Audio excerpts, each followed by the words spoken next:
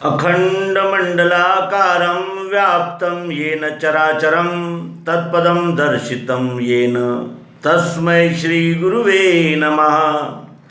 अज्ञानान्दस्य लोकस्य ज्ञानाञ्जनशलाकया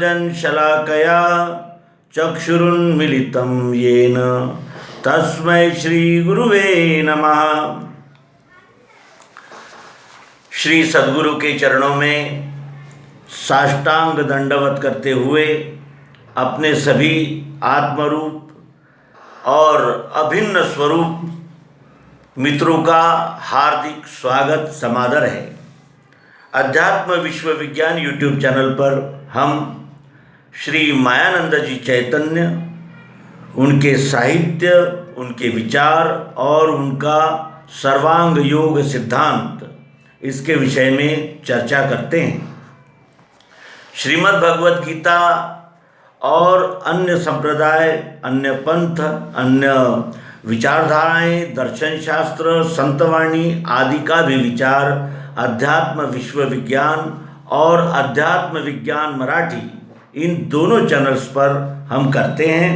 और आपका प्रतिसाद और आपका उत्साह हमारा और उत्साहवर्धन करते हैं और हमें अधिक से अधिक सत्साहित्य प्रसारित करने की प्रेरणा देते रहते हैं। इसीलिए आप सभी गुरुजनों का, आचार्यजनों का और मित्रों का पुनश्च हार्दिक धन्यवाद और स्वागत है। मित्रों, प्रस्तुत अंक में बुद्ध सूक्त में दिव्य दृष्टि के विषय में श्री मायानंद जी चैतन्य, इनके साथ संवाद के स्वरूप, संवाद के समय जो सूक्तियाँ निकल कर आई, जो संग्रहित हैं, उसका विचार करें कि श्री मायानंद जी चैतन्य दिव्य दृष्टि के विषय में अधिक विस्तार से क्या कहते हैं। वो कहते हैं कि पांचों ज्ञानेंद्रियों के जो चक्षु यानी देखने और ज्ञान प्राप्त करने के स्थान, उनका दिव्यत्व यानी अनेकों में एकत्व सिद्ध करना, इसी का नाम दिव्य चक्षु है। इससे परमात्मा दिखता है, परंतु पातंजलादि योग में एक एक चक्षु का अंग विद्यमान है, अतः उससे परमात्मा दिखना संभाव्य नहीं है। इसको उदाहरण में देखें तो ये नाक इस शरीर का एक अंग है, लेकिन इस नाक से इस संपूर्ण शरीर को नहीं जाना जा सकता। क्यों? क्योंकि ये शरीर अनेक तत्वों का और अनेक साधनों से बना हुआ है। इसीलिए वो कहते हैं कि पातंजलादि योग में एक एक चक्षु का अंग विद्यमान है, अतः उससे परमात्मा दिखना संभाव्य नहीं है। यद्यपि प्रकृति के 5 तत्व के 5 इंद्रिय व 3 गुण, इन अष्टविध अंगों से अष्टविध कल्पनाएं निर्माण की, तथापि अंत में सभी इंद्रियों से एक ही तत्व सिद्ध होकर एक ही अनुभव होता है। यानी अनेक अनेक जो पंच ज्ञानेंद्रियां हैं और जो त्रिगुण हैं, इन सभी के अनुभव अलग अलग रहते हुए भी उनका मिलान एकत्व में हो जाता है और वही अनुभव होता है। जैसे किसी भी वस्तु को देखेंगे तो आंखें रूप बताएगी, कान शब्द सुनाएगा, नाक गंध का अनुभव देगी, जीभ रस का पता करेगी और त्वचा स्पर्श का अनुभव देगी कि ये ठंडा है या गर्म है, गीला है या सूखा है। तो कहने का आशय कि एक ही वस्तु के विषय में सभी इंद्रियां जान रही है और सभी का एकत्व हो जाने से ये अंत में एक का ही अनुभव देती है। सबका पाप पुण्य देखने की यमराज की आज्ञा है, इसलिए दिव्य दृष्टि का उपदेश करने के पहले आप अमुक अमुक समय पर उपदेश को आना, इस तरह हम कहते हैं। और जो आ पाते हैं वो योग्य है, जो नहीं आ पाते वो अयोग्य है। क्यों? क्योंकि वो कहते हैं कि जिनके गाढ़ में पुण्य रहता है वे स्वयमेव चले आते हैं, अर्थात इससे पाप पुण्य की परीक्षा हो जाती है। दिव्य चक्षु का उपदेश पापी को और अतपस्वी को नहीं होता, पुण्यवान लोगों को ही होता है। यह गीता में प्रदर्शित किया हुआ सिद्धांत यहाँ इस तरह सिद्ध होता है। हमारे भी ओर से यही अनुमान है कि जो लोग इंटरनेट के माध्यम से हमारे YouTube चैनल तक आते हैं वही इसके सच्चे योग्यतावान हैं, और योग्यतावान को ही योग्य वस्तु की प्राप्ति होती है, ये इससे भी सिद्ध होता है।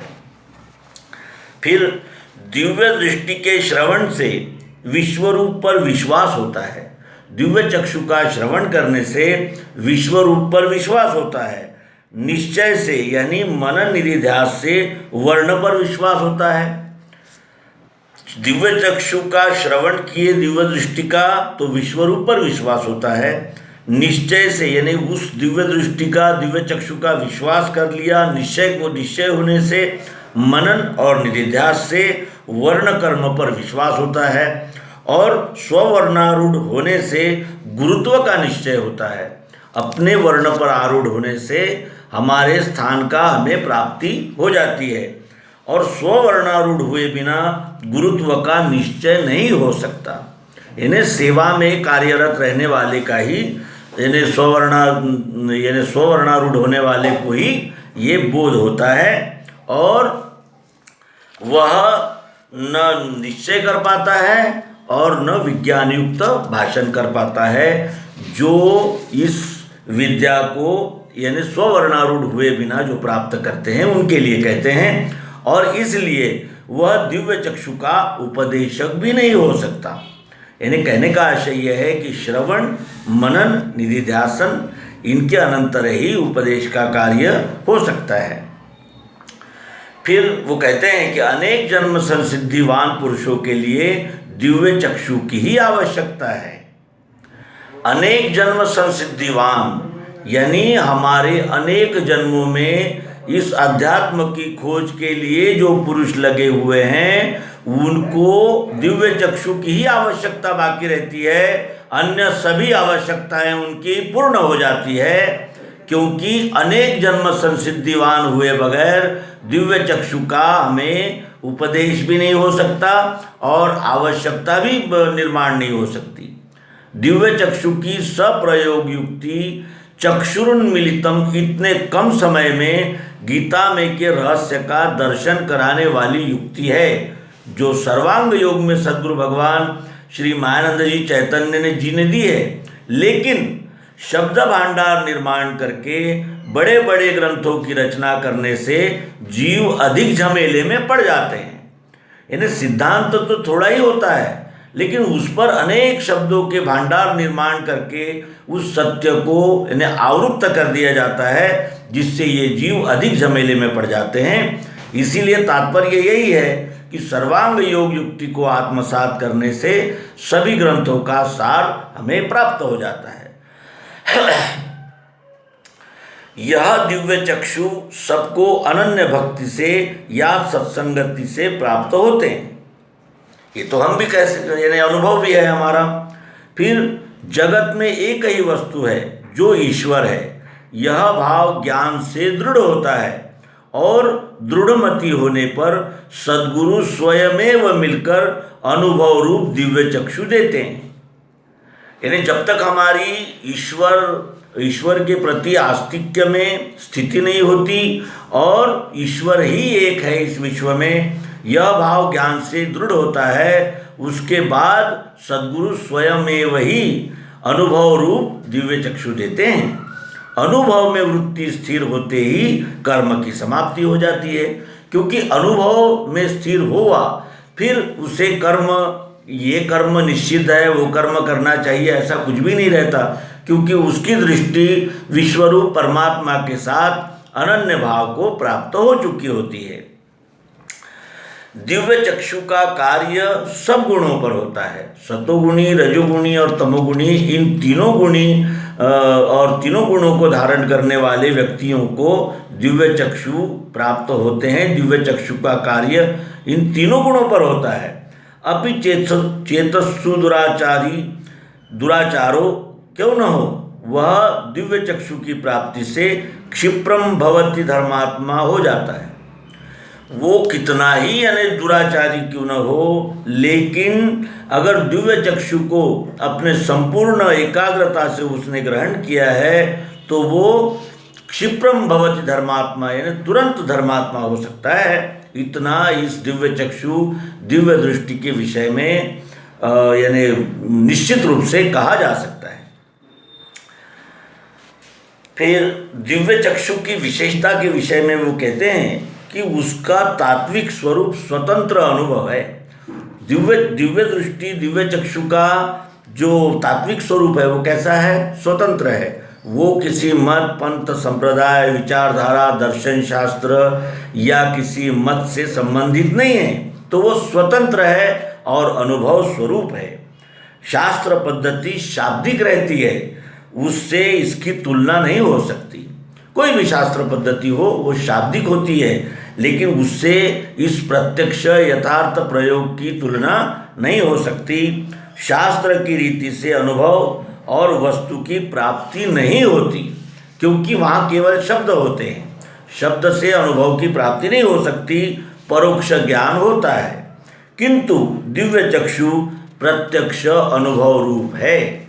इस तरह वो दिव्य चक्षु के विषय में संवाद करते हैं कि दिव्य चक्षु की महिमा जितनी भी गाएंगे वह थोड़ी ही है, क्योंकि सभी मत, पंथ, संप्रदाय और विचारधाराओं का समन्वय दिव्य चक्षु दिव्य दृष्टि में हो जाता है, क्योंकि ये प्राकृतिक और सार्वभौमिक प्रत्यक्ष और यथार्थ युक्ति है, अनुभव है।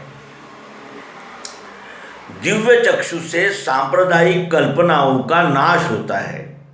सांप्रदायिक भाव द्वैत का पोषक और प्रेम का नाशक है। इसका तो अनुभव हम ले रहे हैं। दिव्य चक्षु से द्वैत का नाश होता है और वह अचल प्रेम की खानी है, क्योंकि जो एक को पा लिया वो अनेक संप्रदाय, मतों और पंथों में बटे हुए ईश्वर विषयक कल्पनाओं से छूट गया। इसलिए वो मेरे स्थायी और अचल प्रेम में स्थिर हो जाता है, द्वैत का नाश हो जाता है।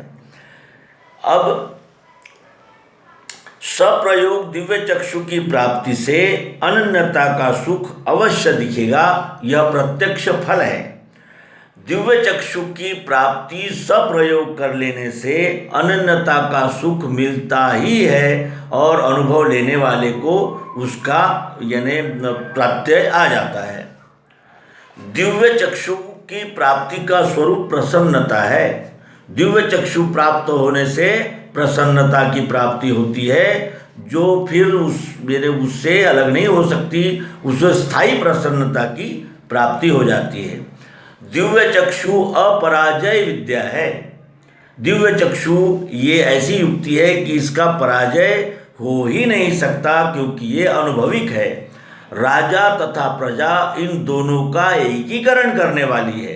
राजा भी स्वस्वरूप को जाने और प्रजा भी स्वस्वरूप को अगर जान ले तो अपने अपने कर्तव्य में और अपने अपने सेवा कार्य में संलग्न हो जाए तो वो दोनों का एकीकरण ही करती है। इसमें किसी का भय नहीं, इस विद्या में किसी का भय नहीं है, क्योंकि ये प्रायोगिक है और प्रत्यक्ष है। माही पार्थ व्यपाश्रित्य, यह श्लोक भी वही सिद्धांत दर्शित करता है। हे पार्थ, मेरे आश्रय से सब कर्म करो, इसका सिद्धांत दर्शित होने वाला ये सरल उपाय है दिव्य चक्षु दिव्य दृष्टि। दिव्य चक्षु का ज्ञान पुरुषोत्तम पद में लिए लीन किए बिना नहीं रह सकता। यदि हमें दिव्य चक्षु का ज्ञान हुआ है तो वो हमें पुरुषोत्तम पद में लीन किए बगैर नहीं रह सकता, क्योंकि जैसे घास के ढेर में अगर हम चिंगारी डाल देंगे तो वो संपूर्ण घास जल जाएगी, एक तिनका भी नहीं बचता। उसी तरह ये दिव्य चक्षु का प्रकाश हमें उस स्थिति में ले जाता है जो पुरुषोत्तम पद है, स्वसंवेद्य और स्ववर्णारूढ़ करने वाला स्वस्वरूप का ज्ञान। दिव्य चक्षु से मानसिक तथा बौद्धिक शक्ति प्राप्त होती है, अन्य साधन इसके सामने व्यर्थ है। दिव्य चक्षु से मानसिक तथा बौद्धिक शक्ति प्राप्त होती है। क्यों? क्योंकि अंतिम साधन और अंतिम सिद्धांत जिसको अनुभव में युक्त प्राप्त हो गया है, अब उसके लिए मानसिक और बौद्धिक शक्ति प्राप्त होना तो अनिवार्य ही है, और अन्य साधन इसके सामने व्यर्थ है। अन्य किसी भी साधन से मनुष्य को मानसिक और बौद्धिक शक्ति पूर्णतया प्राप्त नहीं हो सकती। दिव्य चक्षु से अंतःकरण प्रशांत रहता है। दिव्य चक्षु से अंतःकरण प्रशांत रहता है।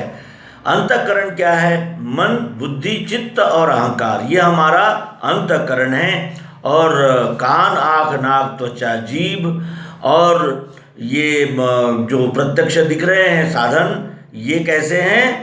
तो बाह्यकरण है। तो दिव्य चक्षु से अंतःकरण प्रशांत रहता है, यानी निश्चल, निर्मल और स्थिर रहता है। दिव्य चक्षु से अपना वर्ण पहचाना जाता है। वर्ण के विषय में हम जाति का चश्मा पहन लेने से वर्ण का निर्णय करने निकलते हैं, तो उसमें ऐसा हमें भेदाभेद और अनेक प्रकार की कुत्सित कल्पनाएं हमारे सामने खड़ी हो जाती है। वास्तविक जाति ये मानव निर्मित है, वर्ण ये स्वभाव गुण के द्वारा हमें प्राकृतिक ढंग से प्राप्त हुए रहते हैं। इसीलिए दिव्य चक्षु से अपना वर्ण पहचाना जाता है। एक समय ऐसा हुआ, एक प्रसंग बता रहे हैं कि जिसे अनेक वर्षों से शराब पीने की आदत थी, ऐसे एक शूद्र जाति के पुरुष ने अपनी धर्मपत्नी सहित उपदेश श्रवण किया। उपदेश सुनने के पहले शराब छोड़ने की अनेकों ने कहने पर भी पी, और उसने स्वयं उस व्यसन से मुक्त होने के लिए भरसक कोशिश करने पर भी वह उससे छुटकारा नहीं पा सका।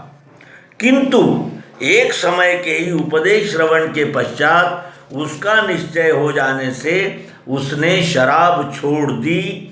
उसके स्त्री को भी दिव्य चक्षु का प्रकाश हो जाने से वह उसकी एक अनिष्ट सेवक बन गई, और उसने एक आध्यात्मिक ग्रंथ छापने के लिए अपने जेवर तत्काल दान कर दिए। यद्यपि वह शूद्र जाति के थे, तथापि उनमें यदि सत्वगुण की विशेषता न रहती, अर्थात वे वर्ण से ब्राह्मण न रहते, तो उन्हें यह बुद्धि कदापि नहीं होती। दिव्य चक्षु का बोध होने से वर्ण प्रकट होकर उन्हें यह सुबुद्धि प्राप्त हुई थी। दिव्य चक्षु से शीघ्र धर्मात्मा हो जाता है। क्षिप्रम भवति धर्मात्मा, वह इसी तरह होता है। ज्ञान के कारण लोग अनियंत्रित वृत्ति के बनते हैं, ऐसा जो कहा जाता है वह परोक्ष ज्ञान को चरितार्थ होता है, क्योंकि वो प्रत्यक्ष और यथार्थ नहीं होता। अपरोक्ष ज्ञान को नहीं। अपरोक्ष ज्ञान में लोग अनियंत्रित वृत्ति के हो ही नहीं सकते। और दिव्य चक्षु से ईश्वरी शक्ति पग पग पर अनुभव को प्रत्यक्ष गोचर होती रहती है। इसलिए मनुष्य दुराचारी भी नहीं रह सकता। दुराचार की ओर प्रवृत्ति होते ही ईश्वरी शक्ति प्रत्यक्ष होती हुई वह उससे निवृत्त होगा। अपिचेत्सु दुराचारो, यह प्रत्यक्ष प्रत्यय है। ये दिव्य चक्षु, दिव्य दृष्टि को इन्हें आजमाने का एक आवाहन भी है कि हम पहले दिव्य दृष्टि, दिव्य चक्षु को जानें, मनन करें और अनंतर ये अनुभव लें कि वे दुराचार में प्रवृत्त हो ही नहीं सकेंगे, क्योंकि जिनकी दृष्टि शुद्ध हो गई उनके कर्म शुद्ध होना यह अनिवार्य होता है। दिव्य चक्षु से गीता प्रतिपादित इतना ही नहीं, किंतु जगत में के सभी सैद्धांतिक ग्रंथों का, सब सिद्धांत का एक समय ध्यान हो जाता है। दिव्य चक्षु से गीता सहित सभी धर्म ग्रंथ, सांप्रदायिक ग्रंथों का बोध एक ही समय हो जाता है। इसका अर्थ ये ध्यान में आने लगता है कि ये सब सीढ़ियां हैं जो हमें स्वस्वरूप के अंतिम बोध, अंतिम लक्ष्य में प्रतिष्ठित करने के लिए ये ध्यान में आता है, और सभी मतों का समन्वय हो जाता है।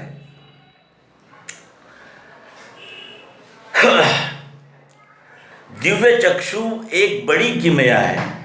वह प्राप्त होने पर मनुष्य को कर्तव्य कर्म किसी तरह से नहीं रहता, और जिन्हें उसकी अधूरी प्राप्ति होती है, ऐसे अभिमानी स्वतंत्र विचारवान पुरुषों के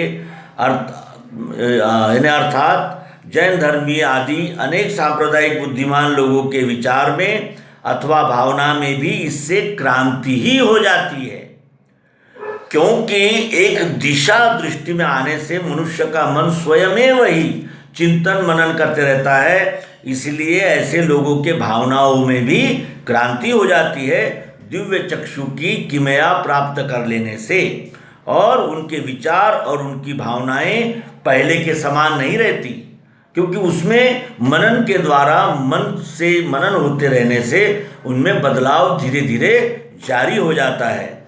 दिव्य चक्षुजन्य विचारों का मिश्रण उनमें गोचर होने लगता है।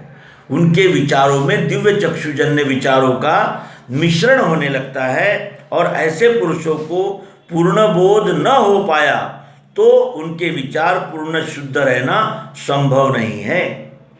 यानी वो पुरानी रीति परिपाटी को तो यानी छोड़ना भी नहीं चाहेंगे, तो भी दिव्य चक्षु का प्रकाश उनमें थोड़ा ना थोड़ा आ ही जाएगा।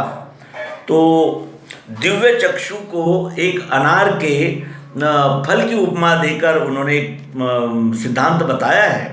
वो कहते हैं कि दिव्य चक्षु अनार का उत्तम परिपक्व फल है, किंतु उसे खाते समय एक एक दाना ही पेट में जाता है।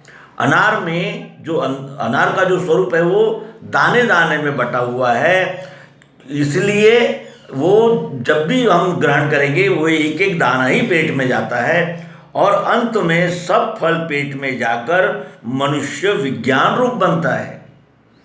ये दिव्य चक्षु अनार के फल जैसा है, धीरे धीरे एक एक एक एक दाना पेट में जाता है, और वो संपूर्ण धीरे धीरे फिर वो ग्रहण होती है दिव्य दृष्टि दिव्य चक्षु, और फिर वो वहाँ विज्ञान रूप बनता है, यानी अनुभव का स्वरूप ही ले लेता है, तथा आस्तिक्य की भूमिका पर पहुँचता है। और आस्तिक्य की भूमिका पर पहुँचता है। बीज प्राप्त होने के अनंतर परिपक्व फल तैयार होने तक बहुत समय लगता है। बीज को हम जब जमीन में डाल देते हैं, उसके बाद परिपक्व फल होने तक के बहुत समय जाता है, और जाना आवश्यक भी होता है, क्योंकि बीज डालते ही तो फल नहीं हो जाएंगे। यह नियम दिव्य चक्षु को भी चरितार्थ होता है। इसका अर्थ यह है कि धीरज के साथ दिव्य चक्षु का मनन चिंतन हमें करते रहना चाहिए। धीरे धीरे वो दिव्य चक्षु दिव्य दृष्टि हम में स्थिर हो जाती है, हमारे अंतःकरण में बैठ जाती है। मनन चिंतन और निधिध्यासन के द्वारा फिर उसका परिणाम, उसका आनंद, उसकी प्रसन्नता हमें प्राप्त होने लगती है। नारायण, श्री कृष्ण जी आदि दिव्य विभूतियों के समान दिव्य चक्षुवान व्यवहार और परमार्थ इन दो प्रकार की कल्पनाओं का साक्षी बन जाता है। यानी दिव्य चक्षुवान व्यक्ति व्यवहार और परमार्थ इन दोनों को देखने का यानी साक्षी हो जाता है। यानी वो तटस्थ हो जाने से उससे व्यवहार और परमार्थ इन दोनों का मेल करने की यानी प्रवृत्ति होती है, उन्हें उसे समझ आती है। बिना दिव्य चक्षु के व्यवहार और परमार्थ में मनुष्य द्रवी पाशरत्वक रहता है। यानी जिस तरह वो चम्मच उस सब्जी में ही पड़ा रहता है, उस साग में ही पड़ा रहता है, लेकिन उस साग का आनंद वो चम्मच नहीं ले पाता, क्योंकि वो यानी अलग प्रवृत्ति का है, उसका स्वभाव अलग है। उसी तरह नर का नारायण नहीं हो सकता। दिव्य चक्षु के बगैर मानव नर का नारायण नहीं हो सकता, क्योंकि ये सार्वभौमिक और प्राकृतिक सिद्धांत है। उसके बाद दिव्य चक्षुवान पुरुष के लक्षण गुणानुसार और गुणातीतावस्था के होते हैं, उसी को दिव्य चक्षुवान जानना।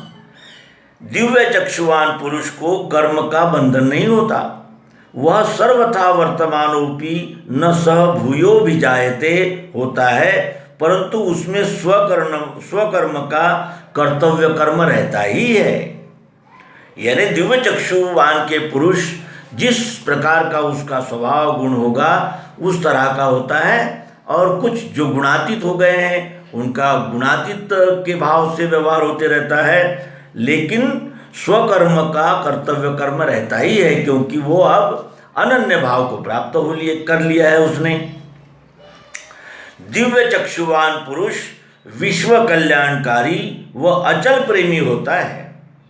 दिव्य चक्षुवान पुरुष विश्व कल्याणकारी व अचल प्रेमी होता है। दिव्य चक्षु प्राप्त पुरुष का यह बाह्य लक्षण है। किसी को दिव्य चक्षु प्राप्त हुए हैं, इसका बाह्य लक्षण है कि वो विश्व कल्याणकारी और अचल प्रेमी होता है। दिव्य चक्षुवान पुरुष की सप्त भूमिका होती है, परंतु वह सबों से पृथक रहता है।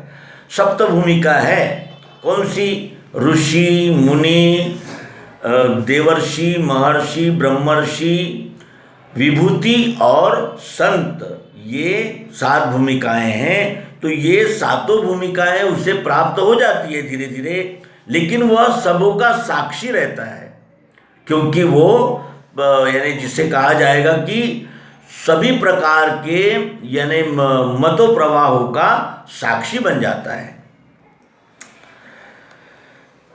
यो न दृश्यति न द्वेष्टि, यह श्लोक दिव्य चक्षुवान पुरुषों के लिए ही है, जो किसी का द्वेष नहीं करता और जो किसी की आकांक्षा नहीं करता, जिसको सुख नहीं होता, जिसको दुख नहीं होता, जो हर्षित नहीं होता और शोकग्रस्त नहीं होता। ऐसी समत्व बुद्धि दिव्य चक्षुवान पुरुषों के लिए ही है। दिव्य चक्षुवान पुरुषों को ही ये प्राप्त होती है। दिव्य चक्षु प्राप्त हो जाने के कारण अंते मति सागति, यह सिद्धांतानुसार चारों आश्रमों में से किसी भी आश्रम में रहते हुए मृत्यु आवे तो दिव्य चक्षुवान का विदेहावस्था में जन्म होकर वह जीवन मुक्तावस्था को प्राप्त होता है।